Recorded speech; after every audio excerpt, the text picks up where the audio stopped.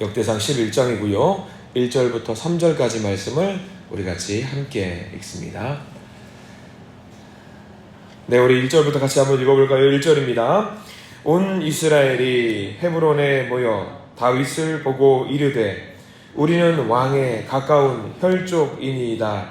전에 곧 사울이 왕이 되었을 때에도 이스라엘을 거느리고 출입하게 한 자가 왕이시었고 왕의 하나님 여호와께서도 왕에게 말씀하시기를 내가 내 백성 이스라엘의 목자가 되며 내 백성 이스라엘의 주권자가 되리라 하셨나이다 하니라.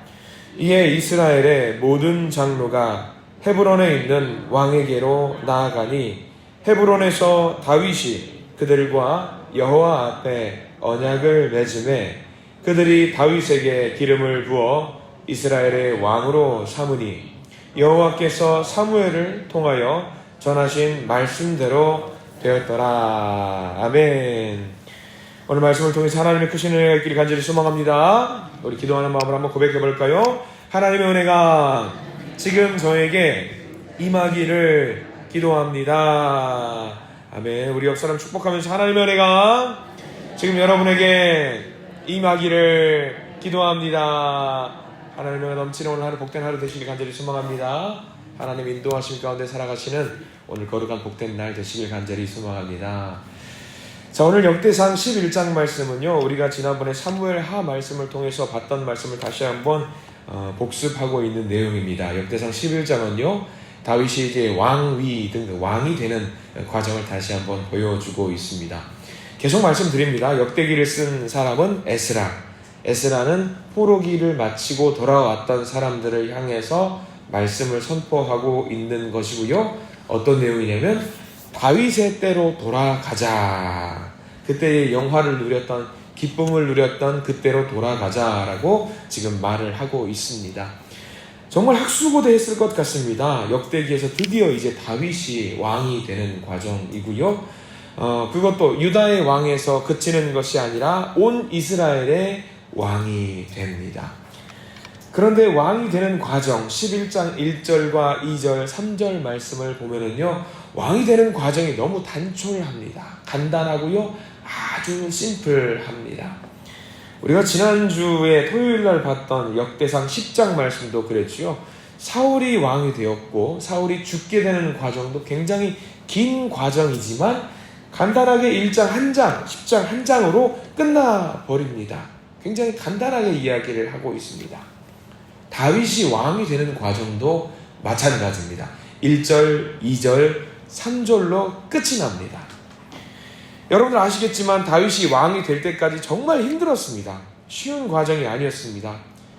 다윗이 광야에서 막 다녀요. 누구를 피해서 다니냐면 사울 왕을 피해서 도망 다니고요, 동굴에서 숨고요, 죽을 위기를 숱하게 넘깁니다. 근데 그 모든 과정이 전부 생략됩니다. 그리고 1절, 2절, 3절로 끝나버려요.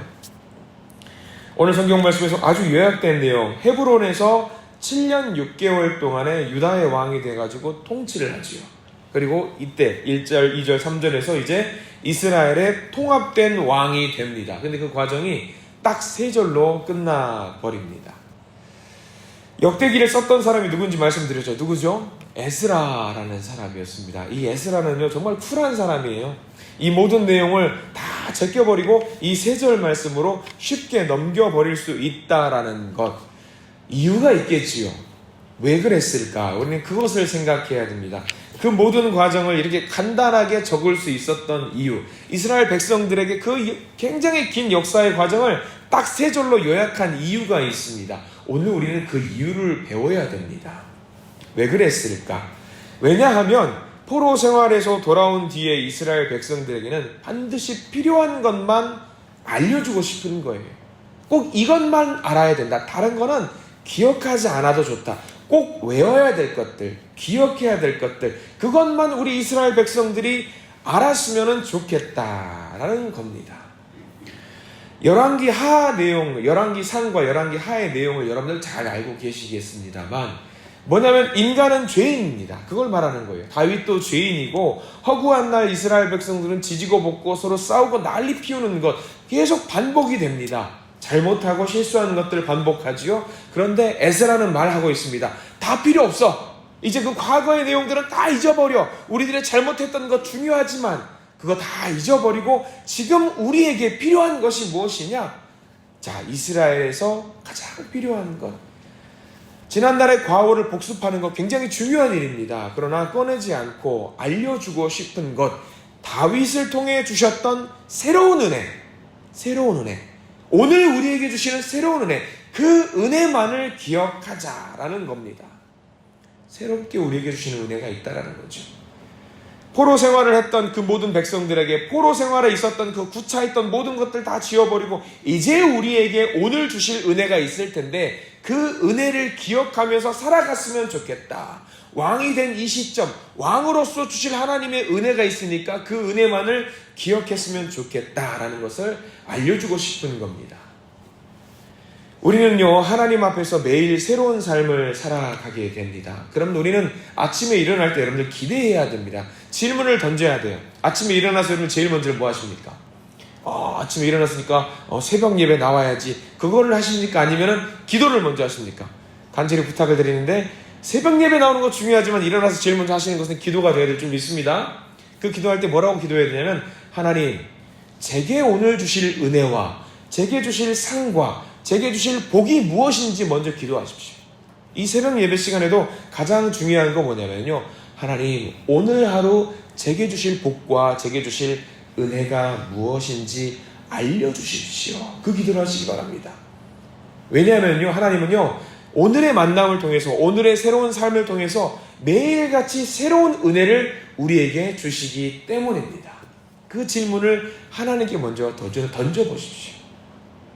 많은 사람들이 그런 질문을 던집니다. 내 과거의 은혜와 내 과거의 추억과 내 과거의 향수, 혹시 어제 아직 우리 윷놀이 대회에서 젖어있는 분 계시지 않을까 모르겠습니다. 그때 즐거웠습니다. 그러나 어제의 은혜는 어제의 은혜로 덮어두시고 오늘 월요일 우리에게 주시는 은혜는 분명히 또 다른 은혜와 복으로 우리에게 큰 선물을 주실 줄 믿습니다.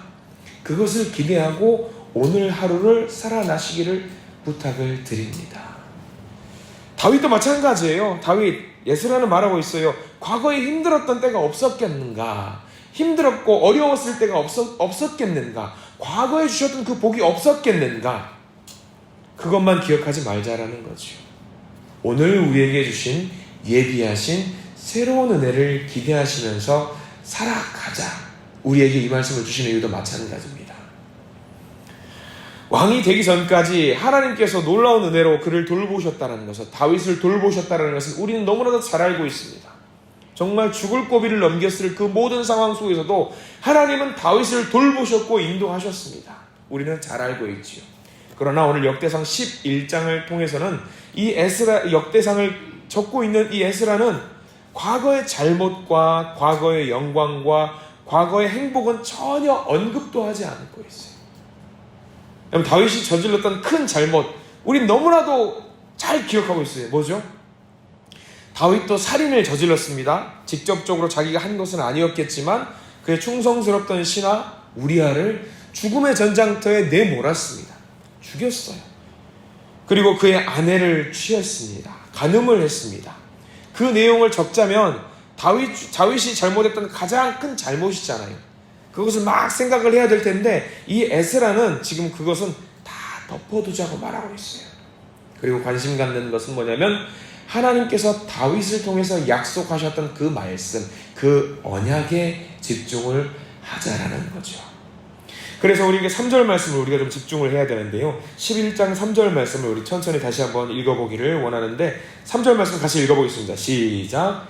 이에 이스라엘의 모든 장로가 헤브론에 있는 왕에게로 나아가니 헤브론에서 다윗이 그들과 여호와 앞에 언약을 맺음에 그들이 다윗에게 기름을 부어 이스라엘의 왕으로 삼으니 여호와께서 사무엘을 통하여 전하신 말씀대로 되었더라. 이 부분이 역대상의 하이라이트입니다. 제일 뒤에 있는 부분 밑줄을 좀 그어두시기를 원하는데요.